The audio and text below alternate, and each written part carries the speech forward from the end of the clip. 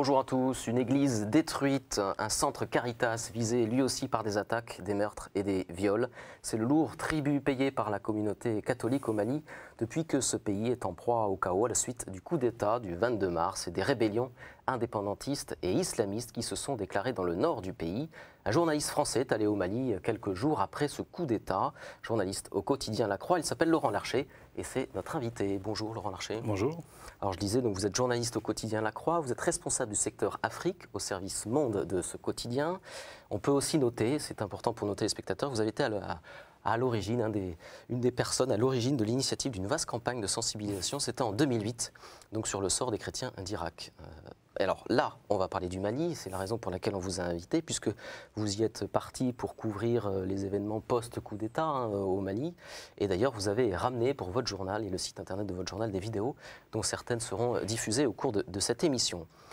Alors tout d'abord, pour qu'on comprenne bien, j'allais dire où on en est aujourd'hui, je voudrais qu'on revienne sur ces événements du 22 mars et qui ont suivi.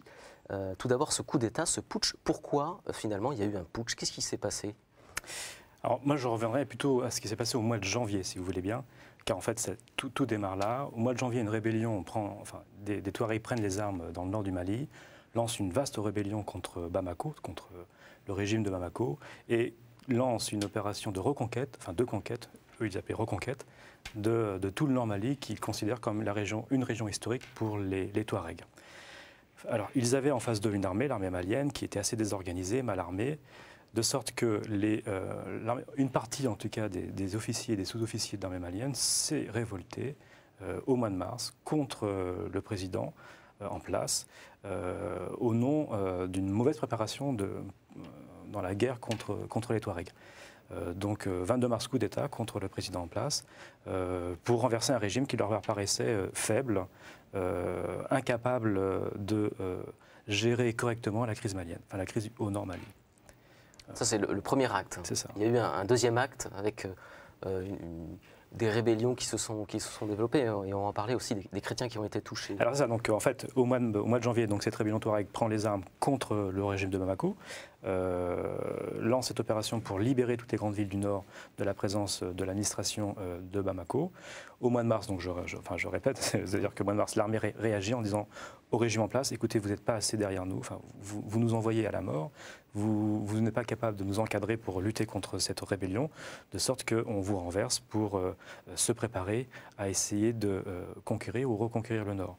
Mais dans la foulée, la rébellion Touareg a continué son offensive et a chassé tous les soldats et toute l'administration de Bamako, du Mali, du Nord. C'est-à-dire qu'au fond, à la fin du mois de mars, donc quelques jours après le coup d'État du 22 mars, tout le nord du Mali, de Kidal à Gao et de Gao à Tombouctou, qui sont les trois grandes régions et les trois grandes villes du nord Mali, sont entre les mains du MNLA, donc mouvement de libération Touareg. Mais MNLA qui va s'associer très rapidement avec des mouvements islamistes tels que AQMI et Ansar Dine. Et ils ont les mêmes objectifs? Ils veulent faire la même chose? Ces deux mouvements en un seul? Non, ils n'ont pas. Enfin, leur objectif premier était de se débarrasser de la présence de l'armée et de l'administration de Bamako, mais très rapidement est apparue une divergence de fond. Le MNLA, donc le mouvement de rébellion armée des Touaregs, revendique, lui, une indépendance de la région, tandis que les deux grands mouvements islamistes qui se sont associés à leur offensive, Ansar Dine d'une part et AQMI d'autre part, entend instaurer la charia dans l'ensemble du Mali. Pas seulement au non, nord. C'est-à-dire que pour les uns, il y a une opération politique, il y a un but de guerre qui est une indépendance classique, si je peux dire, et pour les autres, c'est plutôt une instauration d'un régime islamique, pour l'ensemble du Mali. Le Nord étant qu'une première étape dans cette grande marche vers un Mali islamiste. Alors, comme je disais en préambule de cette émission, la communauté catholique a payé un tribut assez lourd lors de ces événements. On va d'ailleurs écouter un témoignage d'un chrétien que vous avez rencontré là-bas, Laurent Larcher, pour le journal La Croix. Alors, juste avant qu'on le regarde, dites-nous de qui s'agit-il et dans quelles conditions vous l'avez rencontré? Donc là, vous avez le témoignage d'un chrétien réfugié qui était de Gao, de la communauté de Gao, qui raconte les raisons pour lesquelles il a dû quitter la ville lorsque la ville est tombée entre les mains de ce qu'on appelle des rebelles Touaregs, mais aussi du MNLA et d'AQMI. Car dès que la ville est tombée, la charia a été imposée dans la ville. Et en tant que chrétien, il a dû fuir cette ville. Il s'est réfugié à Bamako. Donc là, il vit il est accueilli par des amis. Il n'a pas de famille. Il témoigne le visage caché, parce qu'évidemment, sa vie est menacée. Enfin, lui estime en tout cas que s'il apparaissait visage découvert, il se mettait en danger, parce qu'à Bamako même si la ville n'est pas prise entre les mains d'AQMI ou d'Ansardine, il y a évidemment des cellules dormantes. On sait très bien que AQMI a des soldats, a des membres, a des militants au cœur de la ville, de même que Ansardine a également déjà infiltré une partie, est présent aussi dans la ville. Donc ils ont très peur, ces chrétiens ont très peur d'être ciblés à nouveau dans la capitale. Donc il témoigne visage caché et il raconte les raisons pour ce qu'il a vu, les exactions auxquelles il a assisté et les raisons pour lesquelles il est parti. Eh bien, on va l'écouter tout de suite, ce témoignage poignant d'un chrétien. Je suis chrétien de Gao et quand les salafistes sont entrés à Gao, ils cherchaient des chrétiens et nous avons été sauvés par nos amis musulmans, de certains Soraï, qui a pu nous protéger, raison pour laquelle nous avons échappé. Et ils ont pillé l'église, brûlé la sacristie, volé des véhicules, et le domicile des pères, ils ont tout brûlé. Et le domicile des sœurs aussi. Ils ont pillé aussi le domicile des sœurs, ils ont pris les véhicules. Les sœurs de Saint-Joseph de Cluny, qui étaient à Gao. Donc eux-mêmes aussi, ils ont échappé belle avec la communauté des Pères Blancs qui résidaient sur Gao. Dans la journée de mardi, ils ont commencé à faire de porte en porte pour chercher des chrétiens et des Bambara. Ça, c'était les hommes de AQMI.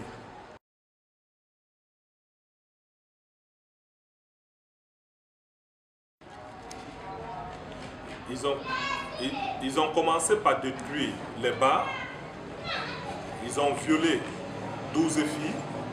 On les a juste transportées sur des charrettes pour les amener à l'agence de voyage pour qu'on puisse les évacuer sur Bamako une fois que l'occasion va se présenter, pour qu'ils puissent se faire soigner.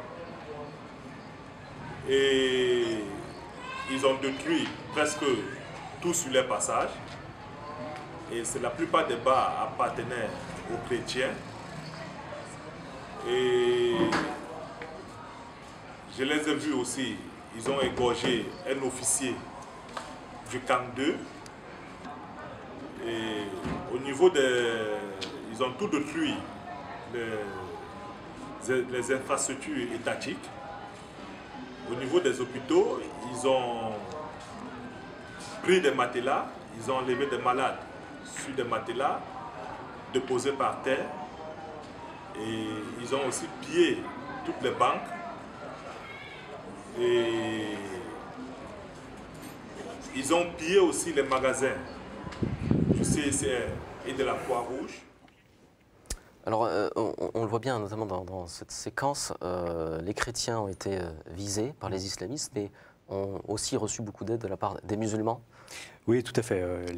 Ces chrétiens-là ont été menacés, ciblés expressément par les islamistes, les salafistes, enfin ceux qui combattaient au nom de l'instauration de la charia au Mali.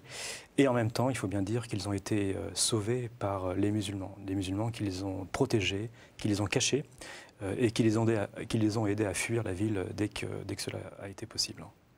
Est-ce qu'il y a deux formes, on entend ces derniers temps qu'il y aurait d'une certaine manière deux formes d'islam, on va dire, en schématisant peut-être à outrance. Au nord, l'islam dur, au sud, un islam plus libéral, dit-on. Qu'est-ce qu'il en est exactement de cet islam au Mali? Alors, je ne dirais pas qu'il y a un islam et des islams. C'est toujours très compliqué de parler de l'islam ainsi. Donc, il y a différentes traditions. Mais ne sais pas s'il y a de grandes différences entre l'islam du Nord et l'islam du Sud. En revanche, ce qui est sûr, c'est qu'il y a un islam qui se radicalise, qu'on appelle plutôt un islam de type salafiste ou wahhabite. Et il est clair que les milices islamistes du Nord se revendiquent, elles, du wahhabisme, donc d'une lecture très autoritaire, très dure du Coran, avec une difficulté à vivre avec des gens qui ne pensent pas comme eux. Et il faut bien savoir que ce n'est pas un islam qui est majoritaire, évidemment, dans le Mali, mais même dans le Nord. Les gens aujourd'hui qui vivent sous la charia, parce que l'ordre islamique est imposé dans tout le Nord, Kidal, Tombouctou et Gao, la population entière souffre de cette manière de proclamer et d'imposer l'islam. Les chrétiens, bien sûr, mais aussi les musulmans.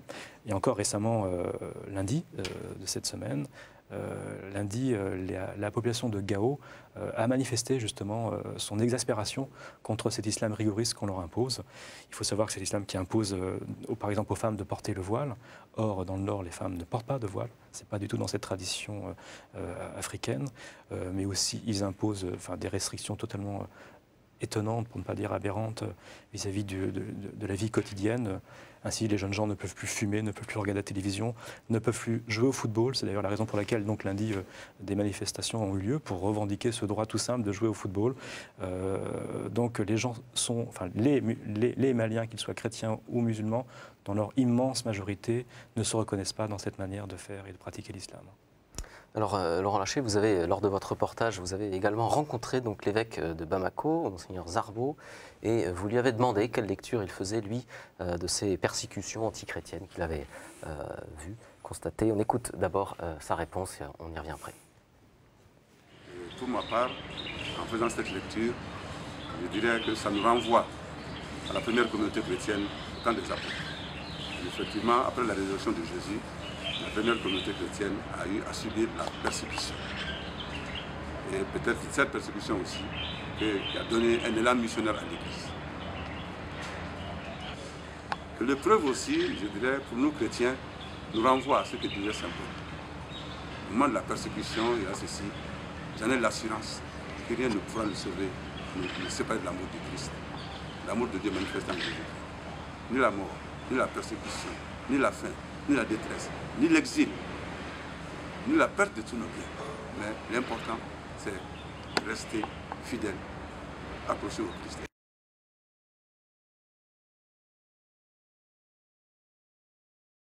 Il faut certainement aider les gens qui doivent retourner chez eux pour qu'ils puissent, dès que ce serait possible, repartir chez eux. Améliorer leur logement, améliorer leur alimentation. Créer même une ambiance de confiance, surtout pour les enfants, pour qu'ils ne souffrent pas trop de cette situation de la chose. Maintenant, ceux qui ont plus de moyens, moi je pense que l'aide que nous attendons de nos frères musulmans, c'est d'abord nous aider à faire la vérité dans la lecture de cette situation que nous vivons. C'est la vérité dans la lecture de cette situation. Il y a tellement de clés de lecture qui déforment la vérité. Et moi je souhaite que justement les presses catholiques viennent nous donner une lecture vers ce nous aider à reconstruire l'unité dans la diversité.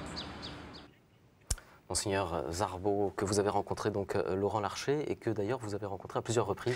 Oui, son témoignage est absolument passionnant parce que en fait c'était la troisième fois que je le rencontrais et la première fois il y a à peu près 2 ans. La deuxième fois en octobre, je retournais au Mali en octobre, justement pour voir un peu où nous en étions dans la relation entre les chrétiens et les musulmans, et puis donc cette fois-ci au mois d'avril. Et la première fois que je l'ai rencontré, lorsque je lui ai parlé des relations entre les chrétiens et les musulmans, parce qu'on ne l'a pas dit, mais il faut rappeler que les chrétiens ne sont que 2% de la population au Mali. Le Mali est bien qu'un régime en principe laïque, est un régime extrême, enfin la plupart des Maliens sont musulmans. Donc je voulais savoir si les relations se passaient plutôt bien au regard de ce qu'on voit par exemple au Nigeria, qui est un pays qui n'est pas très loin du Mali. Et lui m'affirmait que les relations étaient parfaites, qu'il n'y avait aucune, obstacle religieux, enfin que c'était un monde merveilleux du point de vue des relations entre les uns et les autres. Et il n'imaginait pas une seconde que ce qu'il a appelé par ailleurs le boa de l'islamisme allait venir comme ça déferler sur le Mali. Évidemment, lorsque je l'ai rencontré en avril, son point de vue a totalement changé en disant nous avons été aveugles, non pas vis-à-vis de l'islam, mais vis-à-vis en tout cas de ce danger de ce danger islamique qui nous est apparu dans le nord du pays. C'est que ça n'a pas été perçu ou c'est que ça n'était pas si intense il y a 2 ans? C'est-à-dire que les relations entre les chrétiens et les musulmans au Mali sont des relations très apaisées. Effectivement, c'est des relations qui, jusqu'à peu en tout cas, étaient des relations très fraternelles. Lui-même me disait, voyez-vous, on ne s'identifie pas comme chrétien musulman, mais lorsqu'on s'adresse à quelqu'un dans la rue, s'il est plus âgé que soi, on l'appelle mon père, s'il a le même âge, c'est mon frère, et s'il est plus jeune, on lui dit petit frère. Et c'est des relations comme ça, par exemple, dans le marché ou ailleurs. Donc, et ces relations fonctionnaient aussi bien pour les chrétiens que pour les musulmans. Donc, et elles marchent toujours, évidemment.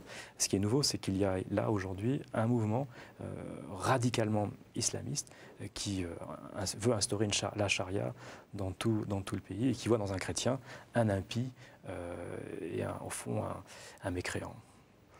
Alors, sur un plan politique, on est aujourd'hui dans une situation de transition, c'est en tout cas le terme qui est consacré, qui pourrait peut-être durer plus longtemps que prévu. Comment ça peut se passer, cette transition, cet intérim qui va après, normalement, déboucher sur un gouvernement définitif? Écoutez, la situation aujourd'hui est totalement instable et bloquée. Il n'y a plus d'accord entre la CEDEAO et les putschistes, de sorte que la CEDEAO vient de menacer Bamako d'adopter de nouvelles mesures de rétorsion, d'embargo contre le régime de Bamako. Et si les putschistes n'acceptent pas de nommer une personne, un laïc, un civil, pardon, pour la transition du régime. Ce à quoi a répondu pas plus tard, donc lundi, les leaders putschistes, qu'ils en appelaient du coup à une forme de convention nationale dans laquelle seraient invités tous les partis pour décider, pour nommer cette fameuse personne qui pourrait assurer la transition. C'est une mesure qui n'était pas prévue par l'accord cadre qui avait, je ne sais pas si vous vous souvenez, le 6 avril, qui avait uni la CEDEAO et les putschistes pour une sortie de crise. De sorte qu'aujourd'hui, on est dans une situation totalement bloquée. Alors, dans ce processus-là, vous le disiez, l'Église, qui ne compte que 2% de la population, a joué un rôle à sa manière et à son niveau. Monseigneur Zerbo a participé notamment au colloque pour trouver une solution à la crise avec la junte militaire et les partis politiques maliens. Signe qu'elle a un rôle à jouer au sein de la société malienne. C'est en tout cas ce qu'explique Pierre Diarra, rédacteur en chef de la revue Mission de l'Église. On l'écoute. Les chrétiens représentent peut-être entre 2,5 à 3% de la population. Il n'en demeure pas moins. Il y avait une possibilité de dialogue qui était très forte au sein de tous les croyants du Mali.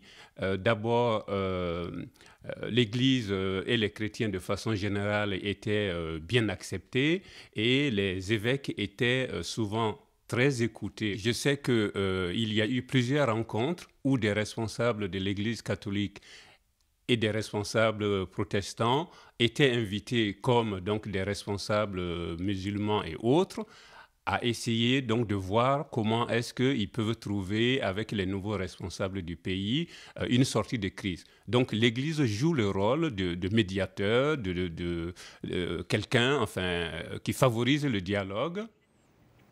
Laurent Larcher, quel a été le rôle de l'Église? Est-ce qu'elle a réussi à jouer sa part dans ce processus compliqué? Oui, en tout cas, elle a un rôle à jouer qui lui est donné par l'histoire. La présence de l'Église au Mali est ancienne. Il faut savoir que jusqu'à à peu près dans les années 70, les grandes écoles du Mali, de Bamako, étaient entre les mains des prêtres, en tout cas de l'Église. Les meilleurs lycées, les meilleurs collèges étaient vraiment reconnus comme tous, par tous, appartenaient à l'Église, de sorte que l'immense majorité de la classe politique qui a assisté à l'indépendance et qui a fait l'indépendance et qui a dirigé ce pays jusque dans les 80, disons 90, avait été formée dans les collèges et dans les lycées catholiques. Donc bien qu'une petite minorité, c'est une Église qui quand même, dont la voix est écoutée de par son histoire, mais aussi de la manière dont les chrétiens se comportent dans la société. Les gens sont plutôt bien formés. Ils ne sont pas polygames. La polygamie, comme vous le savez, est acceptée au Mali, est autorisée, pas dans le christianisme. De sorte que, notamment, beaucoup de Maliennes voient les chrétiens comme, au fond, des partis très... des partis... le terme n'est pas acceptable, mais en tout cas, des partis qui... ils pourraient vivre avec des chrétiens peut-être de manière plus harmonieuse et plus unique dans des mariages polygames. Les relations entre les hommes et les femmes sont plus égales. Donc il y a tout ça qui fait que les chrétiens sont plutôt perçus comme penchant du côté de la modernité, du sérieux, et une forme de neutralité aussi dans le rapport entre les différentes confessions, parce que c'est ça, il faut quand même bien voir qu'il y a les différentes couleurs de l'islam malien.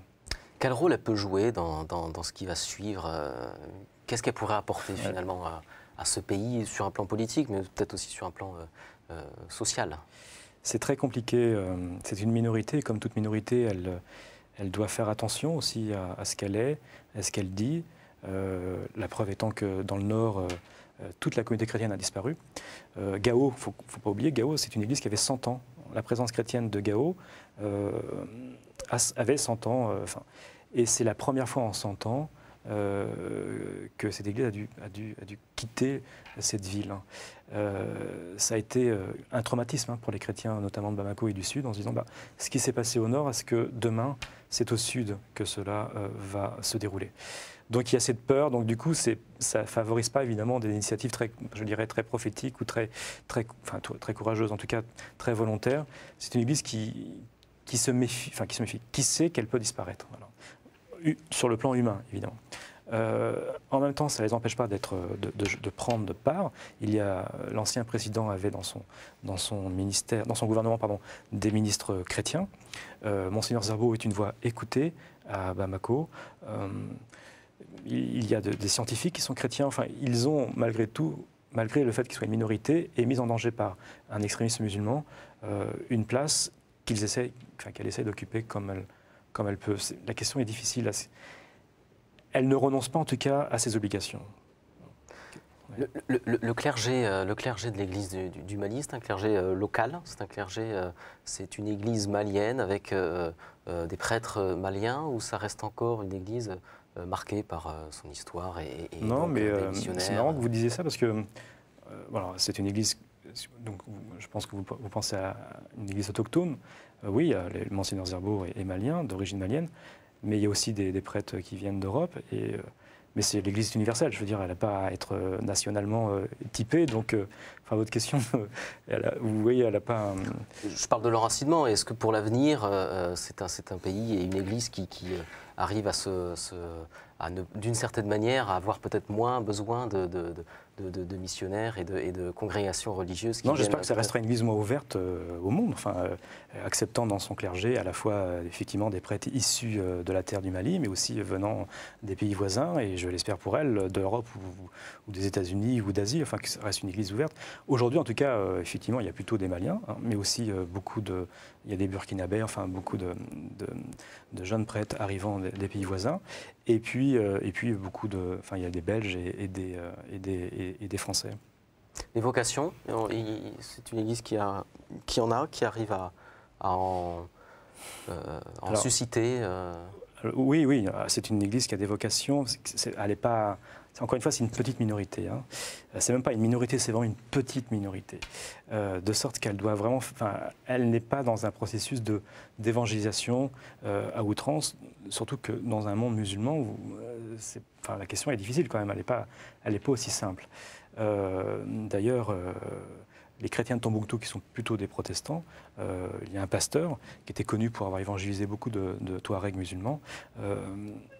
Alors lui, il est clairement recherché pour être exécuté. Il y a des panneaux dans Tombouctou qui appellent à sa capture et à son exécution, parce qu'il est connu comme étant un homme qui a converti des musulmans au christianisme. Ce pasteur est aujourd'hui réfugié aux États-Unis. Mais les chrétiens, eux, un prêtre me disait, l'église de Gao, l'église catholique de Gao, 100 ans de présence à Gao, aucune conversion. De sorte qu'il voulait dire par là, je crois, nous étions vraiment au service de la communauté ou des communautés. Et de fait, effectivement, à Gao, la grande école de Gao était une école fondée par des pères blancs et tenue par des catholiques. Le grand dispensaire de Gao est fondé par des pères blancs et tenu par des catholiques. Il y avait également, je crois qu'ils ont aussi lancé un orphelinat, une bibliothèque, des actes, à la fois des choses, comment dire, ils étaient à la fois présents sur le terrain de la santé, de l'éducation et du social, au service de tous, reconnus par tous. Et voyez-vous, quand ils ont été menacés par les islamistes, leurs voisins, leurs amis les ont protégés je pense en partie parce qu'ils ont vu en eux des gens qui avaient beaucoup fait pour la vie de Gao.